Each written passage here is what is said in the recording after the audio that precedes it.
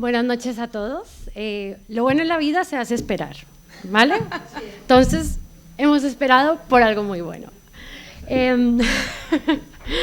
Como vocal de la Sociedad Española de Estudios Clásicos, sección de Salamanca, es un gusto para mí darles la bienvenida a la conferencia de cierre de nuestro 8º ciclo de conferencias sobre la antigüedad grecolatina, ciclo que ha sido organizado por la sección Salamanca en colaboración con la Biblioteca Pública Casa de las Conchas, que hoy nos acoge y que este año lleva por título El teatro espejo de la vida de Grecia y Roma a nuestros días.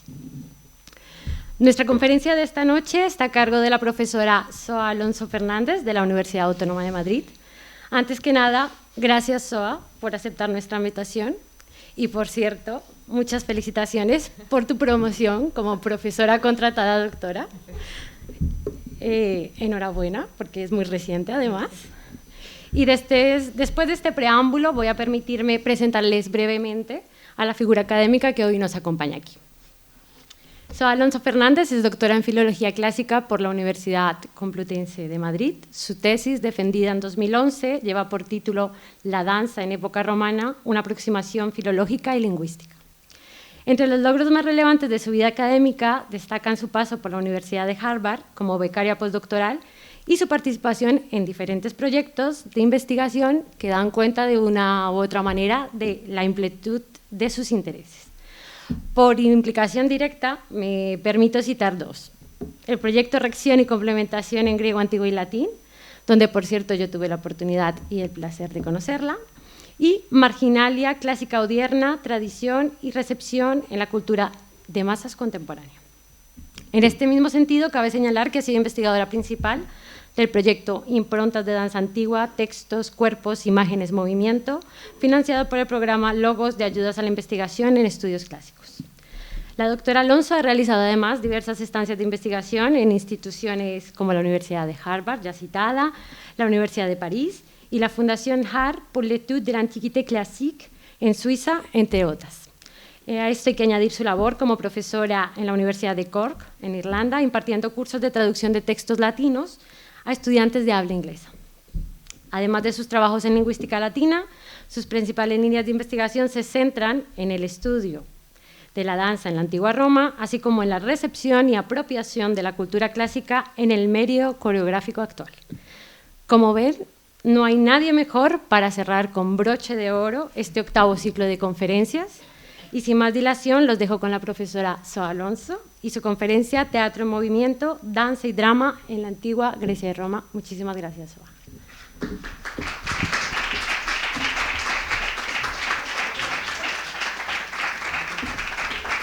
¿Tienes que subirla arriba? Arriba. Aquí.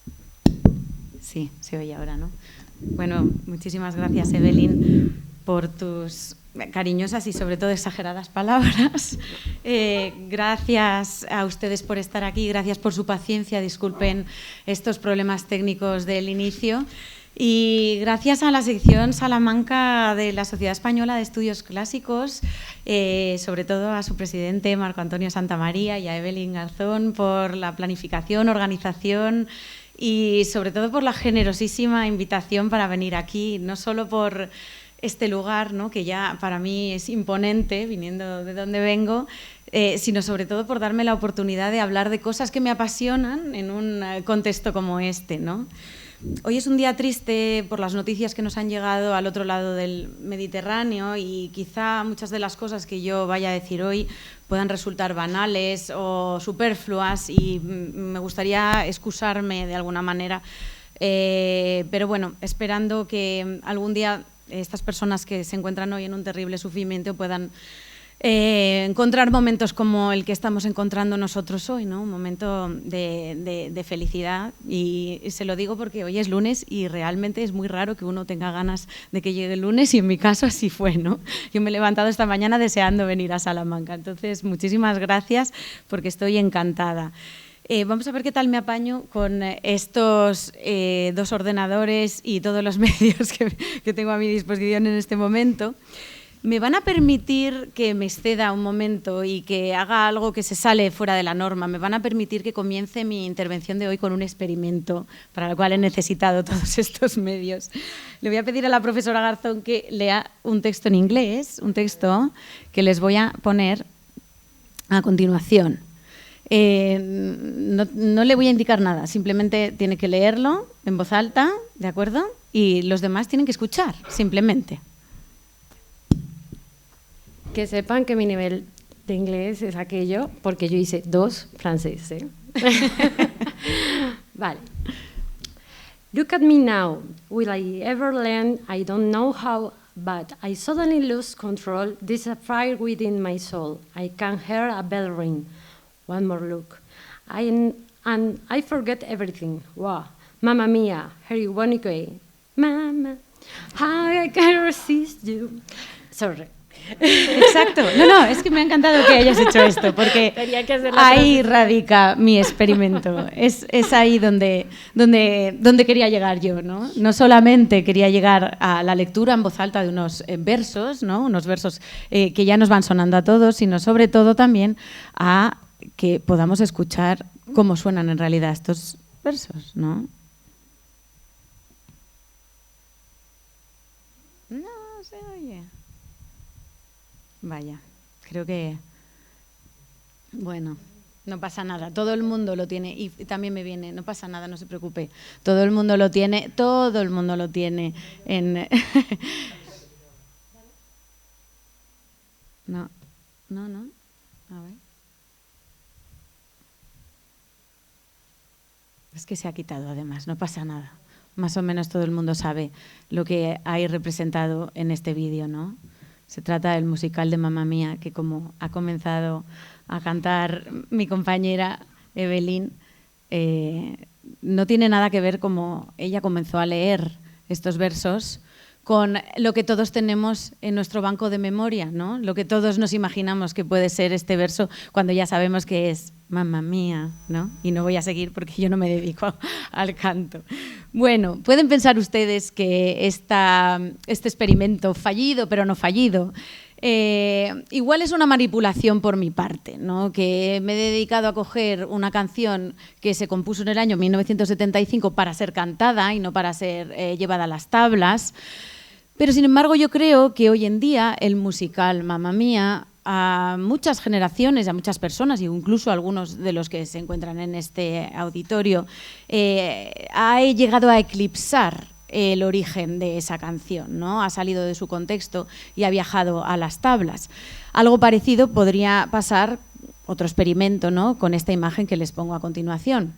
Todo el mundo es capaz de recrear la música, incluso el movimiento que suscita esta imagen de aquí, ¿no? Y ahora ya sí que sí, estoy hablando de un musical de Broadway que en el año 1971 se llevó a las tablas por primera vez y que de ahí viajó sus personajes, sus canciones al ámbito cinematográfico y que no solo eso, sino que ha llegado a trascender a la cultura popular, a la vida cotidiana, porque ¿cuántos de ustedes no han ido a una boda o a un bar y ahí han puesto una canción sacada de un musical y todo el mundo se ha puesto a cantarla y a bailar, ¿no? Todo el mundo, incluyendo a veces incluso funciones escolares, etcétera, etcétera. Bien, ¿por qué he hecho yo este experimento ahora? ¿Por qué yo he llevado a cabo este ejercicio de hablar de realidades actuales y hablar de realidades que no solamente se circunscriben al ámbito de la escena, sino que viajan a otros contextos, es decir, el cine o la vida cotidiana de todos nosotros en un bar o en una boda? Bien, todo esto responde a mis intereses específicos de hoy y quiero que les quede claro lo que yo he querido hacer por dos razones. Lo primero, porque quiero insistir de manera práctica, aunque no me ha salido la práctica, ¿no?, en la necesidad de aproximarnos a los textos dramáticos de la antigüedad griega y latina, ¿no?, con una disposición especial, con un estado alerta en nuestros cuerpos, es decir, sabiendo que esos textos no estaban escritos para ser leídos en voz alta como ha comenzado a leer mi compañera Evelyn Garzón, ¿no?, y que cuando leemos estos textos pongamos en evidencia con esta disposición su naturaleza dramática, escénica, musical y coreográfica. Al mismo tiempo, yo he querido hacer este ejercicio, ¿no? Este experimento, para que tengan en cuenta también otro aspecto sobre el que yo voy a hablar varias veces a lo largo de hoy. Es un aspecto que tiene que ver con las propias experiencias de los espectadores para entender las muchísimas capas de percepción que esa naturaleza dramática, coreográfica, musical implica, ¿no? Ustedes lo han sentido ahora mismo en sus propias carnes. Han podido, a través de una imagen, recrear un movimiento que tienen en el banco de memoria, y lo han podido hacer también en el momento en el que hemos leído esa canción con un ritmo determinado, con una melodía determinada, ¿no? Estoy hablando de, por un lado, creación de imaginarios colectivos, ¿no? Es decir, el hecho de ver una imagen como la de Gris, como aquella, y saber exactamente, ser capaces de reconstruir mentalmente todo lo que esa imagen nos suscita, plum, ¿no? Es un acto inmediato.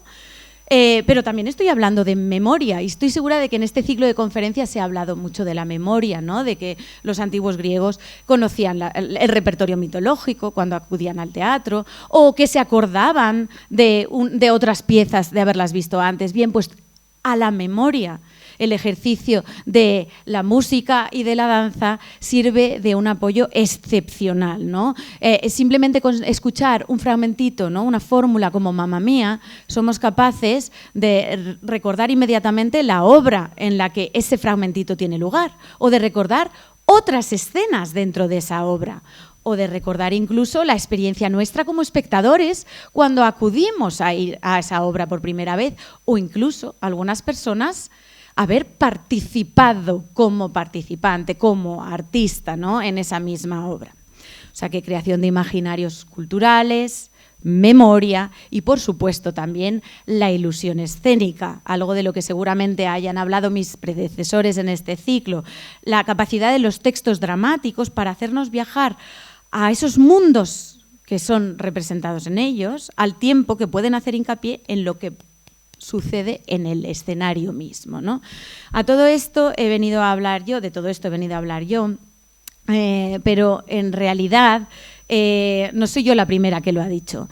Yo les he traído las conclusiones de un artículo bastante significativo para el estudio de la danza y de la música en el drama antiguo. Es un artículo publicado justo el año pasado, a cargo de un profesor estadounidense que se llama Timothy Moore, y que nos dice básicamente que hay tres aspectos que se relacionan con lo que yo les he ido anunciando. Para empezar, los textos dramáticos tienen una estructura básica que alterna diálogo, es decir, un recitado, un habla, ¿no? que se parece mucho al habla cotidiana, con canciones, ¿vale? Y esto se va a ver en la métrica, en el ritmo y en muchos otros aspectos. También nos dice Timothy Moore que estas canciones tienen una elevada relevancia cultural. ¿Qué quiere decir esto? Que, como en el caso de Gris o de Mamma Mía, salen del contexto de la propia obra en la que nacieron y viajan a otros mundos, como puede ser un bar para nosotros o una boda. Esto sucede en el mundo antiguo. Hay relatos de Plutarco que nos dice que deja entrar un pueblo a unos marineros porque se saben las canciones de Eurípides, y como les gusta mucho, ¿no? Pues esas canciones han salido de las obras de Eurípides y han viajado a otros lugares. Pero además nos dicen que la música y la coreografía son importantísimos, yo aquí he puesto importantes, pero realmente debería decir importantísimos, para el desarrollo del argumento en las piezas dramáticas, ¿no? Pero sobre todo también para generar un placer en el público, es decir, una experiencia estética. Son elementos esenciales, aunque durante muchísimo tiempo hemos creído que esto no era así. Hemos creído que esto no era así por igual un énfasis excesivo en lo textual, algo de lo que nosotros los filólogos somos incapaces de renunciar, ¿no? Yo misma, y sobre todo por la falta de evidencias o la falta de estudiosos que, siendo expertos en la música o en la danza, sean también filólogos, sean también expertos en el estudio de las palabras, de los textos. Efectivamente, todo ello se ha propuesto con frecuencia para comparar las piezas dramáticas de la antigüedad con manifestaciones como las que yo les he enseñado, ¿no? Con manifestaciones como la ópera, por supuesto, como manifestaciones como el cine de India, de las producciones de Bollywood que tienen ahí, o los musicales tipo Broadway que yo les he enseñado hoy. Vamos a ver, hacer esto hay que hacerlo con pinzas, ¿de acuerdo? No se puede afirmar abiertamente que hay una relación directa entre las piezas de la antigüedad y estos ejemplos que yo les estoy poniendo. No se puede hacer. Sin embargo, metodológicamente nos ayuda mucho a adquirir esa disposición que yo les pedía que tuvieran, ¿no? A tener un punto de partida para enfrentarnos a los textos de la antigüedad. Yo no estoy diciendo que haya una equivalencia, que sea lo mismo, pero sí que al pensar en esto, nosotros podemos adentrarnos al estudio de los textos de otra manera, ¿no? En el caso de los musicales, por supuesto, o cualquiera de las idiosincrasias propias de cada una de estas culturas, ¿no? De la India en el caso de Bollywood, de la norteamericana en el caso de los musicales, hace que haya que tener muchísimo cuidado para comparar unas producciones con otras, ¿no? Pero bueno, con todo esto yo creo que ya podemos entrar en el meollo de la cuestión, que tiene que ver con qué papel tenía la danza en el teatro griego y latino y cómo podemos aproximarnos a ello si a primera vista no podemos tener materiales para reconstruir, ¿no? Y es que no, pueden decir conmigo que un paso de baile desaparece en el momento mismo en el que es ejecutado. La danza es efímera casi por definición y esto nos ha llevado a muchísimos problemas. Lo mismo ocurre de alguna manera algo parecido con la música, pero no igual. Bien, empezaremos el recorrido de hoy, como pueden ver aquí en el Teatro de Epidauro, por el drama griego, y aquí voy a pedir perdón a los eminentes helenistas que hay en la sala porque estoy cometiendo casi una usurpación, ¿no? Yo como latinista no debería estar hablando de estas cosas, sin embargo como estudiosa de la danza me veo obligada, entonces por favor frenadme si digo barbaridades acerca del drama griego, pero luego acabaremos hablando un poquito también de lo que ocurre en Roma y, por supuesto, en la Roma de la época imperial, con un tipo de producción, es un fenómeno conocido como pantomima, ¿no? Que hasta hace muy poco se ha considerado una forma de teatro menor por el mero hecho de no tener texto. Ven ustedes a lo que me refiero, ¿no? Menor para mí, que soy filóloga, pero para un musicólogo, para un estudioso de la danza, es tan importante y sobre todo viendo el impacto cultural que va a tener, tan importante como todas las piezas de las que vamos a hablar hoy aquí, ¿no? Entonces, este recorrido que yo voy a proponer de Grecia a Roma, casi como que se ve muy claramente en el Teatro de Dioniso en Atenas, ¿no? En la Acrópolis, puesto que la propia ladera nos lleva hacia la época arcaica, en donde surgen estos primeros rituales en honor a Dioniso, pero las ruinas nos dejan ver el paso por la época romana, ¿no? Y en este mismo teatro nos vamos a estar moviendo durante mucho rato de mi intervención hoy aquí. Vamos, si no, a una representación un poquito más esquemática que nos va a dejar ver cómo era el teatro en la antigüedad, con esa orquestra en el centro, en forma circular, y en donde vemos el altar a la divinidad, ¿no? Esta orquestra que recibe su nombre de órgesis, danza en griego, ¿no? Es el lugar más conectado, podríamos decir, al ritual en honor a Dioniso. El teatro surge, hay muchísimas interpretaciones acerca de cuáles son los orígenes del teatro y yo no me voy a meter en estas, pero lo que sí que sabemos es que tiene un origen ritual muy marcado, un origen ritual de manifestaciones de todo tipo, sobre todo destacan el canto y la danza en honor a Dioniso, ¿no? Y dentro de este ritual, su importancia se ve cristalizada en el papel del coro. El coro griego, un término, joros, que indica, ¿no?, al grupo de bailarines, pero también a la danza de estos bailarines, se utiliza para denominar las dos cosas, y muchas veces también al propio lugar para la danza. Esto lo vemos en el escudo de Aquiles, por ejemplo, en la Ilíada, ¿no? Lugar para la danza, porque los lugares muchas veces se generan con la propia danza. Uno baila y da forma a un lugar, lo connota, ¿no? Le da un especial significado. Bien, junto con el coro yo quería traerles aquí otros dos términos. Uno de ellos es la joreia, es decir, la actividad esencial de este coro, la actividad compuesta de poesía, música y danza, una actividad indisoluble, es decir, que cuando nosotros pensamos en poesía muchas veces deberíamos pensar en poesía / música / danza, o al revés, cuando yo digo danza, muchas veces estoy diciendo danza / música / poesía, ¿no? Un concepto que se relaciona muy de cerca con el término musiké en griego, que es el arte de las musas, y de nuevo hace alusión a la unión indisoluble del canto, de la danza y de la palabra, ¿no? Bien, desde la época arcaica, la cerámica griega, la poesía lírica, dan buena cuenta de la celebración de coros cívicos como parte de los rituales a las distintas divinidades griegas. Estos coros que bailan, se mueven y cantan y entonan himnos en honor a una divinidad y cuya actividad constituye casi un regalo para esa divinidad, ¿no? Es un medio de comunicación con la divinidad. En este ejemplo que yo les he traído se trata de un coro de mujeres, todas ellas cogidas por la mano, que siguen a una mujer que está tocando el aulós, es decir, un instrumento de viento de doble caña, ¿no? No es exactamente una flauta doble, pero que tienen muchas veces una persona que les va pautando y guiando el movimiento, que es el líder del coro. Este caso es un coro de mujeres. Hay ejemplos de coros de hombres y mujeres. Hay ejemplos de coros de hombres solos. Por lo general, los coros se suelen agrupar por edad, por sexo, por categoría social, ¿no? Y tienen, como les digo, un papel esencial dentro de los rituales, es decir, un papel religioso, pero fundamentalmente también un papel cívico, puesto que la propia agrupación de personas que se mueven al unísono, ¿no? Y que están representando, ¿no? una actividad al mismo tiempo, encarna la esencia de ese civismo, ¿no?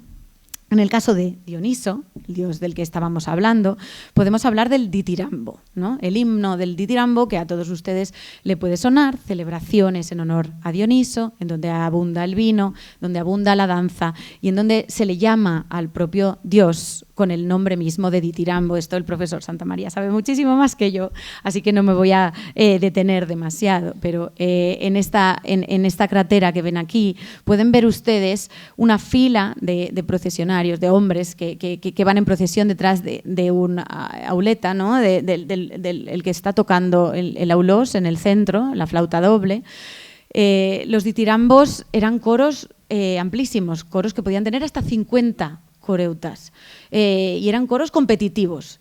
Había coros de niños o de jóvenes y había coros de hombres, ¿no? Coros que representaban las tribus del Ática y que a veces se juntaban hasta 1000 personas, 1000 participantes, 10 coros de 50 coreutas, ¿no? Pueden imaginarse ustedes la masiva encarnación de los valores cívicos y religiosos del momento, ¿no? Y son un tipo de coro que además no son específicos de la Atenas clásica, sino que perviven en el tiempo. Fuera de Atenas llegan incluso en época helenística y ahí se siguen representando, ¿no?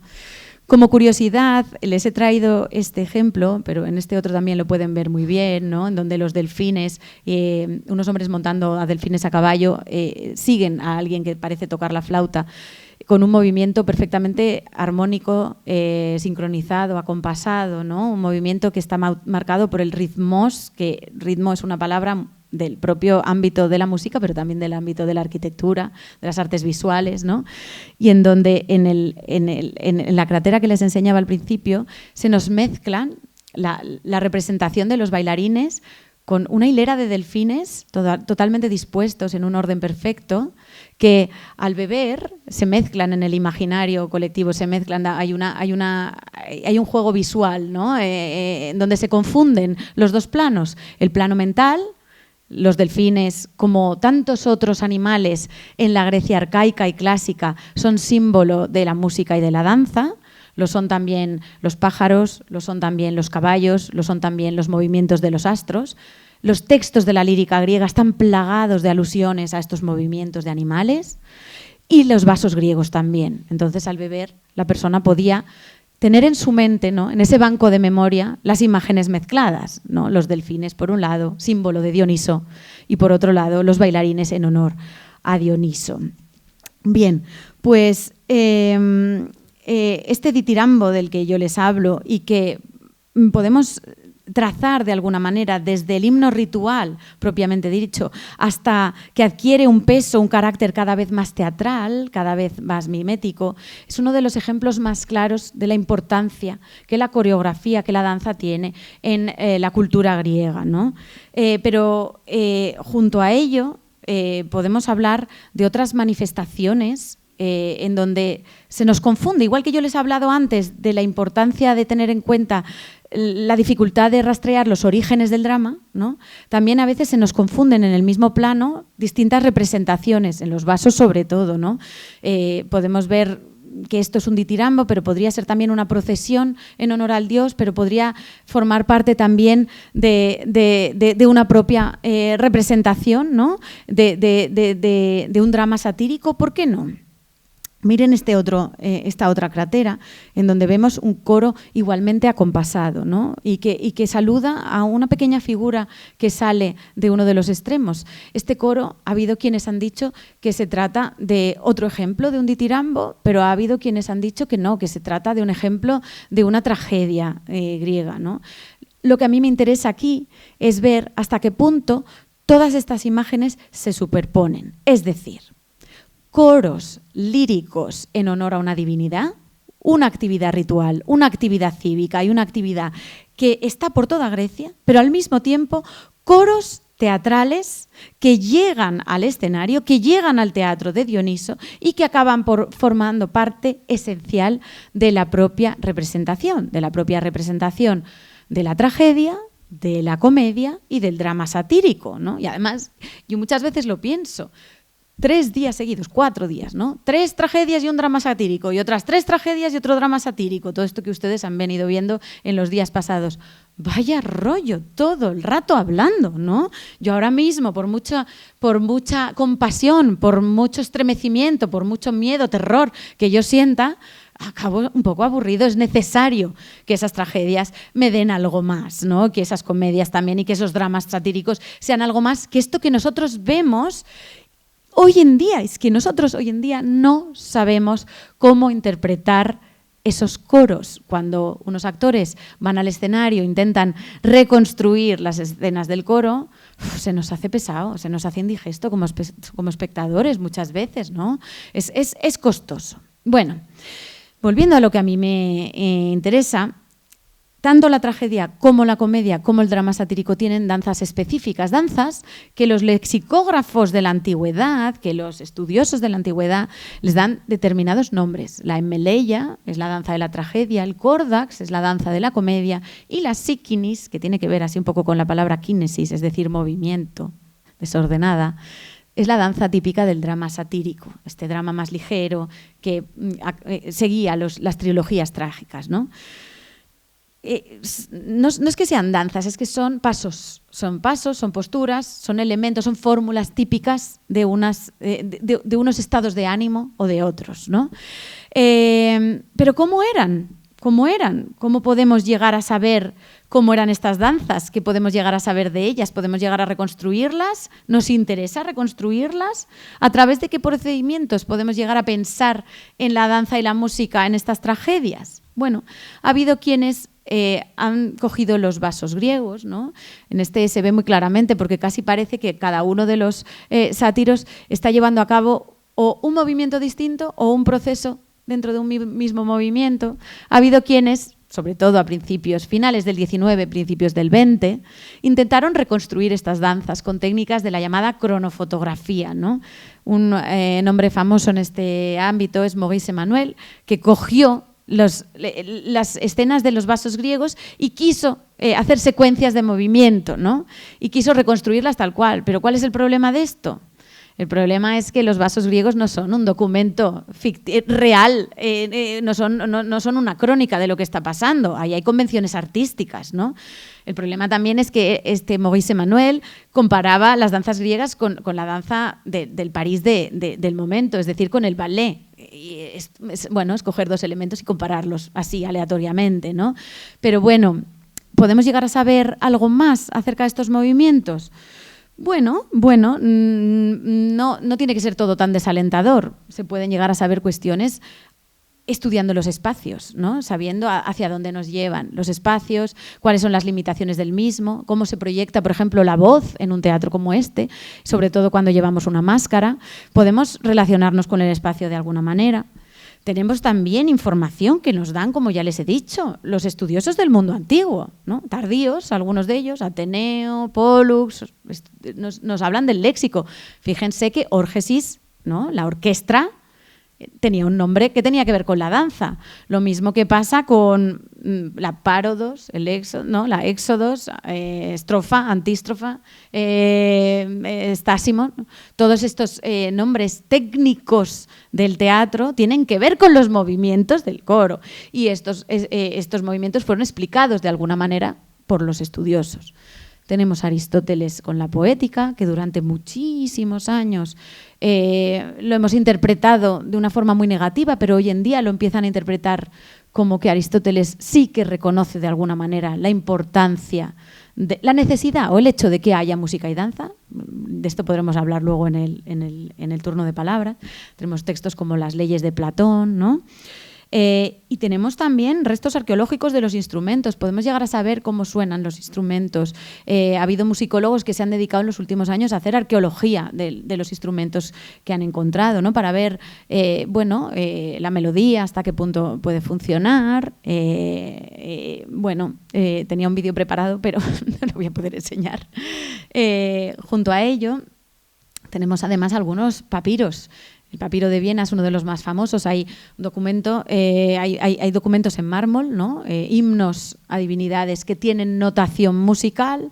Hay un documento en Turquía, la canción de Sigilos, que también se puede llegar a reconstruir. Y este fragmentito que les he traído, que tiene un pasaje del coro de Orestes, de Eurípides, con notación musical. Notación que en los últimos años, en las últimas décadas, los musicólogos / filólogos especialistas en esta materia, teniendo en cuenta el timbre de la lengua griega, teniendo en cuenta la métrica y teniendo en cuenta algunas cuestiones, se han atrevido a reconstruir de alguna manera, ¿no? O sea que algo tenemos. Otra cosa es que nos interese o que nos guste, pero se puede llegar a saber que sí, que había notación musical. Otra cosa es que pues no están todos los manuscritos, en todos los testimonios escritos que han llegado hasta nosotros, claro, tenían un carácter técnico muy claro. Estaban dirigidos a cantores, a instrumentistas, no al público, a cualquier persona que leyera un texto, ¿no? Pero junto a todas estas cosas que yo les he dicho, ¿no? Los instrumentos, el espacio, las reconstrucciones, lo que tenemos esencialmente son los textos de las obras dramáticas, que tienen una información riquísima, si no acerca de cómo eran esas danzas, al menos acerca de cómo eran percibidas, tanto por los actores como por el público. Una huella que es riquísima para nuestro estudio de hoy. En primer lugar, como ya les he dicho, tenemos la métrica, ¿no? Esta oposición entre las escenas recitadas y las escenas cantadas, de las que yo les he hablado antes. Una oposición que nos hace ver la distinción fundamental entre, por ejemplo, un prólogo o unos episodios basados en jambos, corta-larga, ¿no? Trímetros jámbicos, muy conversacionales, y la polimetría de las odas del coro, ¿no? Tremendamente variada, ¿no?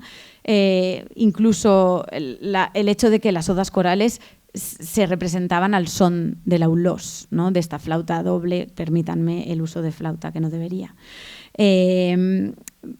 Claro, es un problema, no conocemos exactamente la longitud ni el tiempo que se llevaban las pausas, no conocemos exactamente la duración, hay muchas carencias aquí, pero por lo menos esta distinción básica que yo les he hecho la podemos llegar a hacer, ¿no? Por lo menos. Otra de las grandes ayudas de los textos es las descripciones de modos, en el sentido modo frigio, modo arcaico, modos, ¿no? que sabemos que ahí había algo, sabemos que se estaban refiriendo a un tipo de música oriental o a un tipo de música arcaica, muy antigua, ¿no? Alguna alusión se hace a estos estados de ánimo, ¿no? Ritmos muchas veces asociados a personajes violentos, ritmos asociados a una nodriza anciana, ritmos asociados a escenas de lucha, ¿no? O sea, que ahí sí que se ve que hay una correspondencia. ¿Qué más tenemos? Exhortaciones, instrucciones de movimiento, con imperativos, con deícticos, con demostrativos, ¿no? En donde se nos dice literalmente, ven con paso firme o levanta las manos al cielo, ¿no? Que son direcciones escénicas, ¿no? Muy habituales en los textos. Y estos dos últimos puntos que les pongo aquí, que son un poquitito más complejos. Descripciones de movimientos propios, es decir, del propio coro, el coro hablando de sí mismo, por eso lo he llamado autorreferencialidad, o el coro hablando de otros movimientos, y una especie de sugestión imaginativa que nos lleva a esos imaginarios de los que yo les he hablado, de los delfines, de los pájaros, de los astros, toda una serie de leitmotivs, de tópicos, diríamos, que hacen referencia a aquello, ¿no? Los términos no son míos, son de un profesor que falleció unos años, Albert Henrich, experto en dionisismo, en menadismo, ¿no? Y sobre todo en teatro. Y él es el que habla de esta autorreferencialidad, el coro hablando de sí mismo. Y yo les he traído un ejemplo de casi el más característico que hay en el teatro griego, que son las Euménides de Esquilo, ¿no?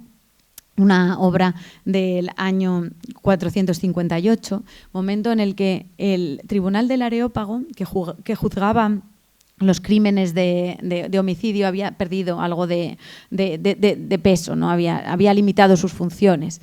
En esta obra, Esquilo nos presenta a Orestes, después de haber acabado con su venganza, ¿no? Perseguido por las erinias, por las furias, ¿no?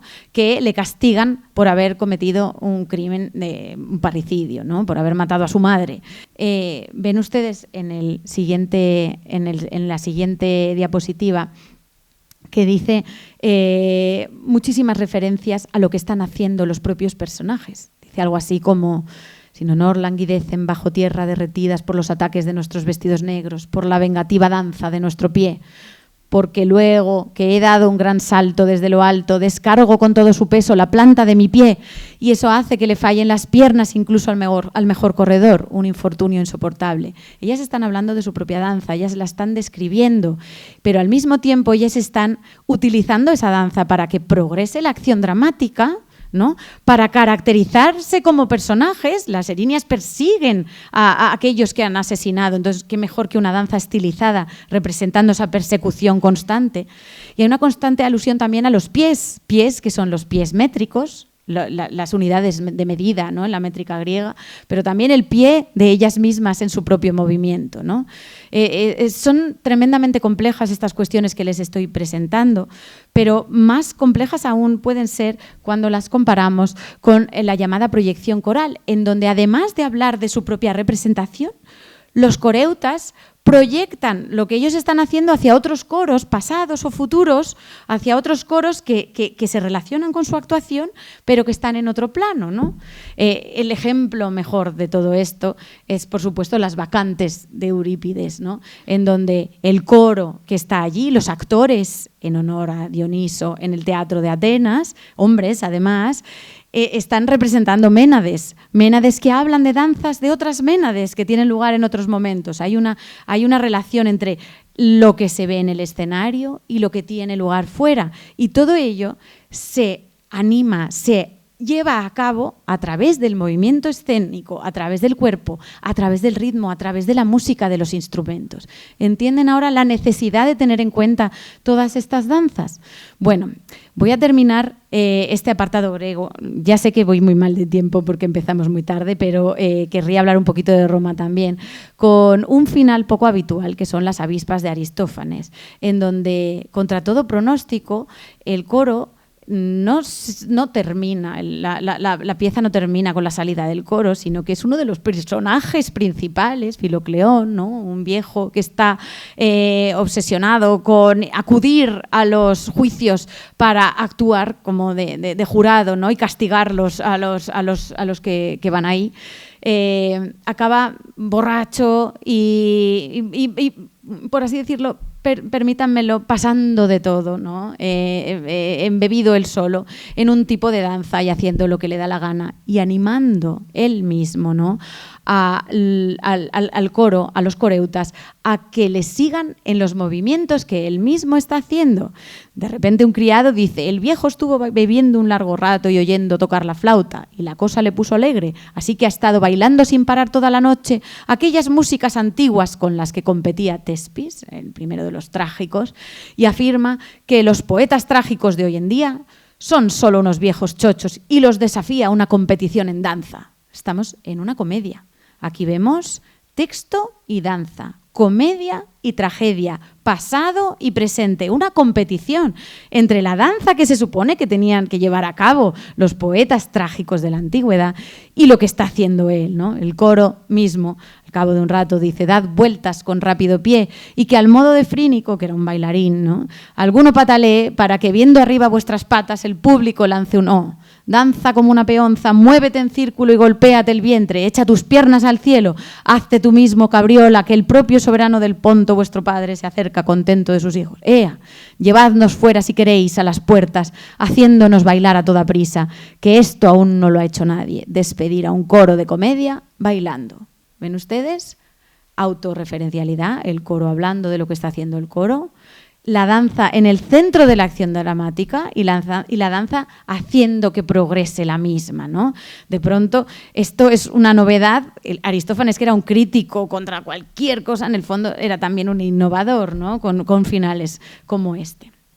Bien, Aristófanes es quizá el último de los representantes del drama clásico que le da una importancia al coro, es decir, a este grupo de personas que se mueven, que bailan y que cantan. Después de él, Menandro, en los coros de Menandro ya casi no hay importancia a la acción dramática relacionada directamente con las danzas, ¿no?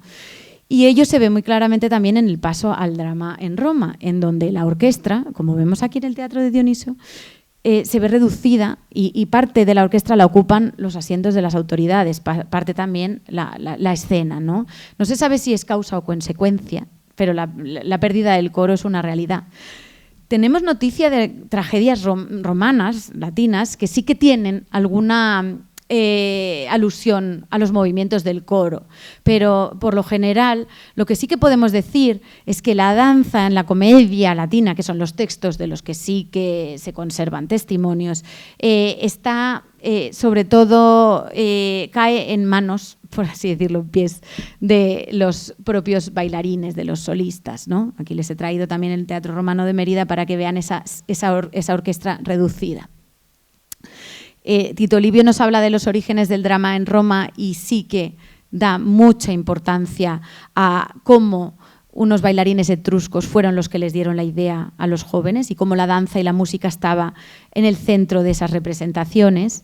Y las propias comedias son un riquísimo testimonio para que veamos cómo funcionaba la música y la danza en ellas mismas, ¿no? Aquí tienen un mosaico de la Villa de Cicerón, en donde se habla de una comedia de Menandro, que era la fuente de inspiración de los cómicos romanos, ¿no?, donde tenemos unos músicos ambulantes. ¿Qué tenemos de danza en la comedia de Roma? Personajes femeninos con una corporalidad especial, músicas, ¿no? La saltria, que es decir, tipo de instrumentista, las tibiquina, que son como tañedoras de aulós, pero en romano, en latino, ¿no? Personajes femeninos que tienen una corporalidad especial y sobre todo fiestas finales, grandes celebraciones al final de las comedias, en donde Plauto, que es un maestro de la música, de la polimetría, del humor, ¿no?, toma prestados muchísimos elementos típicos del sur de Italia, de las fábulas atelanas, ¿no?, y de otras manifestaciones menores, y las incorpora en escena. Estas fiestas están plagadas de lo que llamaríamos autorreferencialidad. Mira lo que hago, ¿no? Muchísimos deícticos, muchísimos demostrativos que nos impiden ver la danza que están desarrollando allí los actores, pero que sabemos que estaban improvisando cabriolas, pasos, todo tipo de pasos. Aquí hay una de las escenas típicas, ¿no? Una fiesta en donde varios personajes cantan y bailan. la gestualidad de algunos personajes como el esclavo, el servus currens, el siervo que va corriendo de un lado a otro como si tuviera mucha prisa y que necesita hacer algo pero que en realidad no avanza por el escenario, ¿no? Piensen ustedes que las máscaras teatrales hacían que la cara tuviera muy poca expresividad, por lo que la gestualidad, la expresión corporal es muy importante para los actores en este tipo de comedias. Y por supuesto, tenemos también las comparaciones que se nos hacen entre el entrenamiento de los actores y el entrenamiento de los oradores, que hacen referencia a esta gestualidad pautada. Bien, como ven, esa conexión especial que tenía el coro griego con la música y la danza está diluido, está destilado, ¿no?, en la figura de estos actores de los que yo les hablo. Y sin embargo, desde la época de Augusto y sobre todo en toda la época imperial, tenemos sobre los escenarios de todo el mundo conocido, ¿no?, del Mediterráneo, de este a oeste, un tipo de representación que se nos muestra en este mosaico que yo les he traído de la villa de Noeda, en Cuenca. He sido un poco nacionalista y otras representaciones, pero me he traído la de aquí, siglo IV después de Cristo, en donde ven una pantomima en el centro del escenario. Las pantomimas se representaban a cargo de una única persona, un único bailarín que, ataviado con un palio, un manto, ¿no?, y una máscara muda, presten atención a la máscara, representaba él solo todos los personajes de un mito habitualmente sacado del repertorio trágico, es decir, de los mitos que conocían ya de la tragedia. La pantomima es un tipo de manifestación que le da todo el peso a la gestualidad y a la corporalidad del actor. No solo ya las partes de los coros, sino fundamentalmente el mito entero, ¿no? De la pantomima podríamos decir muchas cosas, puesto que tenemos infinidad de noticias, ¿no? Solían ser hombres los que bailaban, aunque en algunos momentos hay también mujeres. Y aquí tienen que pensar ustedes que el hecho teatral se basa muchísimo en la improvisación. O sea, el hecho teatral no es homogéneo. Yo no puedo dar características básicas comunes a todo, porque no es lo mismo una improvisación en un banquete en casa de alguien que en un teatro grande, ¿no? O sea, que hay que tener siempre en cuenta la flexibilidad de las características. Esta pantomima tan bonita se llevaba a cabo al son de un libreto que lo cantaba un coro, es decir, el coro solo cantaba, a veces había libretos escritos, y con una orquesta, ¿no? Fíjense cómo se llamaban a los pantomimos: actores de movimiento trágico rítmico. Hay muchísimas inscripciones que hacen alusión a este tipo de bailarines, ¿no? Tragiques, en ritmo, kineseos, hipocrités. Y es que, efectivamente, como les decía, hay muchos textos que nos hablan de la versatilidad, de la gran capacidad elocuente de sus cuerpos y de la belleza de sus actuaciones, ¿no? En la antología griega hay un epigrama bellísimo que dice: si Dioniso hubiera venido del Olimpo celebrando con las Ménades y los sátiros, pareciéndose al artista Pílades, un famosísimo bailarín, que lo bailó de acuerdo con los cánones de la música, de la musa trágica, entonces era esposa de Zeus, habría dejado de estar celosa y habría exclamado: Sémele, tú solo fingías que Baco era tu hijo, pero fui yo quien lo parió. Es decir, que era orgullosa de haber parido a Dioniso. Es que ese bailarín bailaba muy bien. Los bailarines volvían locos al público y eran capaces de suscitar muchas emociones que hoy en día casi solamente los futbolistas en nuestro panorama, ¿no?, suscitan entre las masas. Augusto, Mecenas, Nerón, Mesalina, muchísimos personajes de referencia cayeron fascinados ante los pies de personajes como este Pílades y otros, ¿no? Pero aquí les he traído un ejemplo de lo que se ha podido llegar a considerar un libreto de pantomima, pero desgraciadamente no tenemos tanta evidencia, ¿no? Ha habido estudiosos que, de nuevo, lo que les llevo diciendo toda esta charla, con pinzas lo cogemos todo.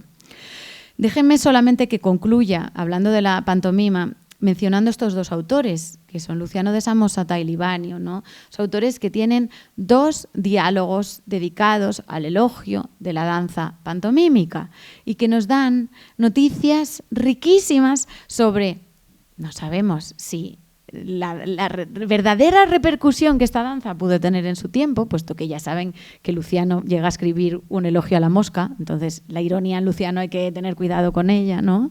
Pero que sí que nos cuentan todo un arsenal de anécdotas y que nos hablan de la formación del bailarín y nos hablan de sus actitudes y nos hablan de sus capacidades. Es decir, los bailarines llegan a ocupar realmente el puesto que los actores trágicos y los trágicos habían tenido en la Atenas del siglo V, ¿no? Se nos habla exageradamente, ¿no?, en muchísimos textos de las manos del bailarín que pueden expresarlo todo, de cómo pueden, mudos como están con sus máscaras, contarnos también las acciones de esta danza mimética, ¿no?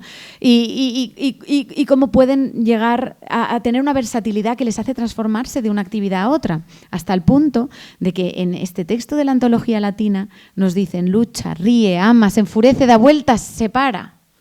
Hablando exactamente de cómo puede llegar a ser una actuación de pantomima, ¿no? Hasta con esa parada climática en donde, después de haberse vuelto loco, después de luchar, después de haber dado vueltas, el bailarín asume una pose escultural y capta toda la atención del público. La parte negativa de los bailarines, que también bailaban y también se nos pintan, son los límites de la credibilidad. Muchas veces se nos cuenta que hay bailarines que actúan también de Ajax enfurecido, que acaban atacando al público, o como en este caso aquí, ¿no? El personaje de Hércules enloquecido, que se quita la máscara, increpa a quienes le están diciendo y se ríen y dicen: necios, estoy representando a un loco, y lanza dardos contra el público. Es decir, se pasó de mímesis, ¿no? Son tan buenos que a veces tienen que medir sus fuerzas.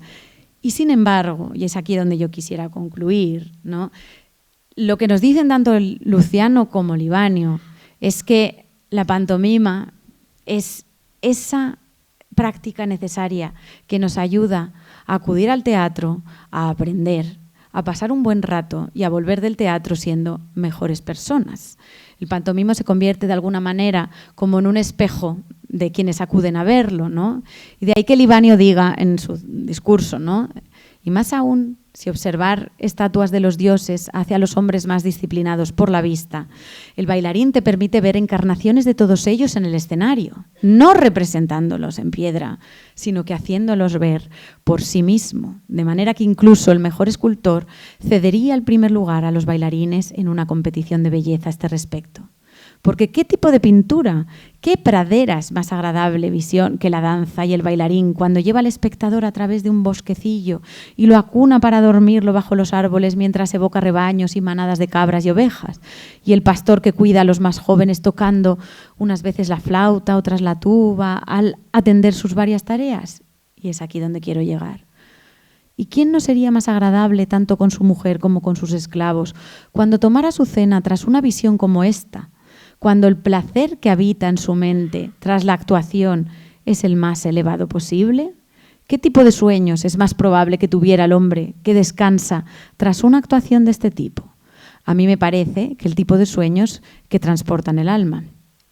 Yo espero que ustedes se vuelvan a casa también con la sensación de haber pasado un buen rato y de que tengan un tipo de sueños que les transporten el alma y les hagan descansar. Muchas gracias.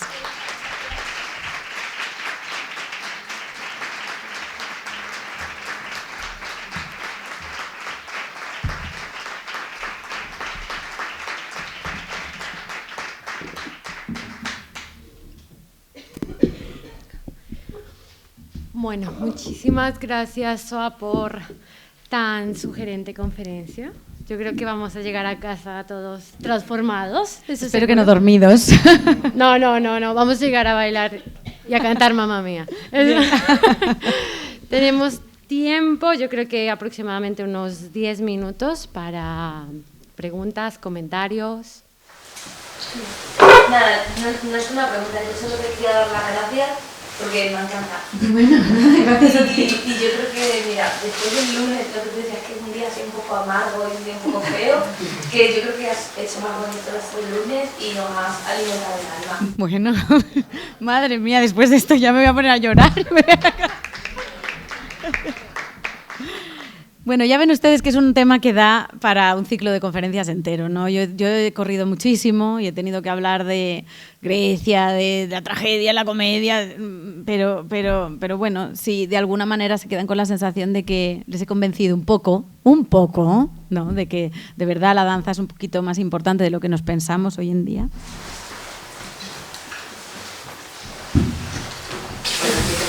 Me ha gustado muchísimo. Y mientras estabas hablando, hay muchos textos, hay bastantes textos que hacen alusión aquí. Sí, muchísimo. Pero vamos, me ha gustado muchísimo, porque es muy difícil sacar todo esto de unos textos en los que está siempre escondido. Tienes que mirar con otros ojos. Eso es lo que más que mirar con otros ojos, hay que mirar con el cuerpo. Y es ahí la clave. Yo creo que esta división cartesiana de mente-cuerpo que ha caracterizado la modernidad en Occidente, ¿no? Nos ha hecho perder de vista esta riqueza del mundo antiguo y, sin embargo, hoy en día, ya gracias a los estudiosos en otras áreas afines, estamos volviendo a ello, ¿no? Entonces, esos textos que tú dices que están ahí, de repente como que nos saltan ya no solo a los ojos, sino también a las articulaciones y al oído, ¿no? De ahí la necesidad de volver a repensar todo esto, ¿no?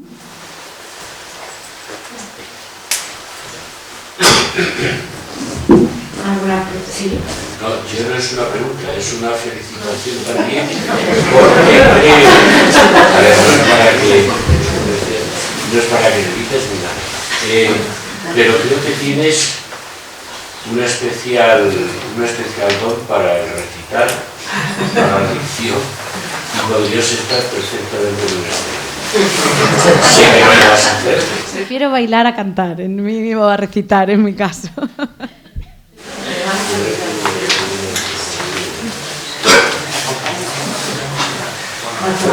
Enhorabuena, por supuesto. Cuando hablabas del pantomimo, a mí me recordaba muchísimo a la figura del clown moderna, que es también el actor muy versátil que tiene que representar todo tipo de emociones, a veces con muy escasos gestos, con silencios, con una caracterización también. Exacto, has dicho elementos, bueno, es que podríamos estar hablando de la pantomima horas y horas, ¿no? Porque para empezar, tanto Luciano como Livani, pero también Plutarco, por ejemplo, ¿no? En las charlas de sobremesa, nos dice todas estas cuestiones que tú has sacado a la luz, ¿no? Las pausas son esenciales, las miradas a través de la máscara, el uso del palio que lo utilizaba a veces como cola, a veces era un elemento esencial, ¿no? Como de su tipo de danza. Pero no solo la parte más mimética y más representativa en el sentido más específico del término, sino la parte cinética. Muchas veces simplemente, como ocurre con ballet, ¿no? Con el ballet clásico, donde para representar una danza española simplemente basta con hacer este movimiento, ¿no? Y ya todo el público sabe que están hablando de unos españoles, ¿no? No era necesario únicamente toda la parte del repertorio gestual, que también se ha estudiado mucho, hasta qué punto el público lo conocía. Se nos habla de público había un público connoisseur, como más acostumbrado a ver ese tipo de representaciones, y entonces sabía si el pantomimo lo hacía bien o mal, pero también había público que simplemente iba a la actuación y se dejaba llevar, y es lo que tú dices, como el clown, ¿no? Que te puede fascinar sin que tú conozcas nada, porque lo hace tan bien. Hay unos epigramas divertidísimos también en donde se pone a caldo a los pantomimos y dice como Níobe, como de piedra, como Níobe, como de madera, como Dafne, y es que el pantomimo era rígido, que no era capaz de moverse, ¿no? Entonces no es que fuera capaz de transformarse en piedra como Níobe, es que el pobrecito no hacía nada bien. No, es que curiosamente es lo más rico, ¿sabes por qué? Porque tiene al actor, le obliga a gestualizar más y a imprimir más mensaje y a estar observándolo más atención. Entonces creo que se parece como al teatro play ahora, que está tan de moda en terapias. Me da la sensación que se parece mucho en ese aspecto. Entonces, a mí personalmente me dice más ese tipo de gesto, simplemente un pequeño gesto que te conduce a que interactúes más con el espectador. Exacto. Ahí hay una cosa que también sacan a relucir todos los estudiosos y los autores de la antigüedad son brillantes en eso, y es que hablan de cómo te afila el alma, es decir, la mente, cómo te hace ser más listo, porque no es tan narrativo como nos podemos imaginar, ¿no? No es estoy cocinando y luego cortando, los juegos de los niños pequeños y lavo la ropa, sino que es más sutil. Y entonces esa sutileza, que es como la danza contemporánea muchas veces, hay quien le horroriza, pero quien de repente va a un espectáculo y sale fascinado, ¿no? Porque le ha afilado el alma, porque ha tocado cosas, porque la danza es capaz de condensar. Las temporalidades de la danza son tremendas, se acumulan, ¿no? Uy, perdón. Si yo, por ejemplo, que soy contacuentos de los niños, por ejemplo, les encanta mucho que gesticules y que según el cuento que les digas, pues claro, muchas veces, pues como es lo que son más en silencio, tienes que expresarte más, y eso es lo primero que es muy importante. Y últimamente hasta lo hemos hecho ya de niños que no hacíamos de mimo. Ah, sí, Y eso también, el otro, sí. Los niños, bueno, son un encanto, te prestan una atención, pero les gusta mucho eso, que gesticules, que te expresen, si es un gigante, lo que sea, ¿no? Y es que me encanta. Es una maravilla. Por eso hoy en día se reconoce también la importancia de que los niños que estudien música, antes de música, hagan danza, hagan música y movimiento, hagan cualquier cosa que tenga que ver con... Boca, porque yo soy una cosa también, sí, sí. Pero gestos, todo con el cuerpo. Sí, sí, exacto. Me encanta, dejarlas hecho muy bonito todo. Sí, por tu comentario. Es que tengo una pequeña duda. Has dicho que en los textos había como instrucciones de movimientos, direcciones. ¿Eso pueden ser como las acotaciones de hoy en día? Claro, no hay acotaciones como tales. Bueno, hay algunos escolios, ¿no?, posteriores, que a veces se nos dice algo, e incluso a veces se dice aquí está el coro, pero no sabes. Pero no, me refería a que son indicaciones escénicas en el sentido de que pueden llegar a ayudar a los actores a moverse mejor. Una cosa que yo no he dicho es que los testimonios tardíos nos dicen que tanto Sófocles como Esquilo eran hábiles bailarines, que habían incluso compuesto muchas schemata, es decir, muchas figuras para la danza, y Ateneo nos dice incluso que los más antiguos trágicos eran maestros de danza también, ¿no? Entonces, el hecho de que el autor también conociera el movimiento escénico ayudaba a que cuando estuviera redactando tuviera en cuenta todo esto. No es que sea no es tan técnico, es parte de la poesía.